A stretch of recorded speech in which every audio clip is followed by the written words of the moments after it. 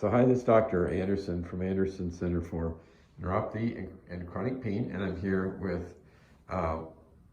Mike. And Mike had surgery performed about a little less than a week ago, and came to us with a very interesting history. He had a drop foot issue, and already he's considerably better. I'm going to have him step off to the side here in just a minute and demonstrate. I walked in the treatment room today, and he showed me, he's like kind of excited, and showed me how he doesn't roll on his toes, or his toes are staying up, and he doesn't, they're not kind of bending underneath his foot, which would be very awkward and painful, that he had to walk around like that for quite some time. So maybe for people watching, can you just share your history, because it's very interesting. Yeah, broke my fibular spiral fracture of the distal fibula in July, had surgery to put in plate and screws in August, and when I got out of the boot a few weeks later, I had drop foot that had developed for whatever reason, and I was, limping. My gait was affected. Right. I was referred to Dr. Anderson, and he did the surgery last Wednesday. Today is Monday, and I mean, I'm excited with the improvement that I've had so far. It's completely noticeable to me, to my wife, my kids, everybody. So you're walking better, and did you say too, it feels different? I mean, your main thing was weakness, but you have more feeling possibly? Yeah, I have more feeling. I can feel when I'm like activating the muscles. I actually feel something going on versus before I looked at it, I'd tell my toes to curl down and they'd just sit there. Right. And what were you assuming before you came and saw me? I mean, it seemed... I was assuming that I was going to be dealing with that for the rest of my life. And what were other doctors saying, that you just have to wait and see, or what else were you hearing? I mean, other doctors were saying, the nerve should wake back up, it should do this, should do that. Right.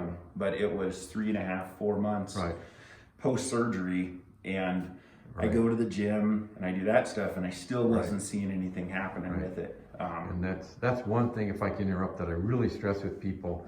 If they've had maybe hip replacement or knee surgery or something, any kind of surgery or trauma where it causes a drop foot, I always say, boy, if it's not trending, I'll say it again, trending towards improvement in the first 90 days, you really ought to have it looked at, because that's a concern. And I know kind of the conventional comments in medicine would be, oh, it might take you 6 months or a year, and really from what we know as peripheral nerve surgeons, we really think that you should be more aggressive with this, in which we were with you. So hopefully we're going to get you really, really good results. So anyway, if you could jump down real quick and show me, or show them, people watching, what you're trying to demonstrate a little bit earlier. So before the surgery, when I would, you get something stuck on the bottom of your foot, you kind of try to rub it, I would do that, and my toes would curl under my foot. Right.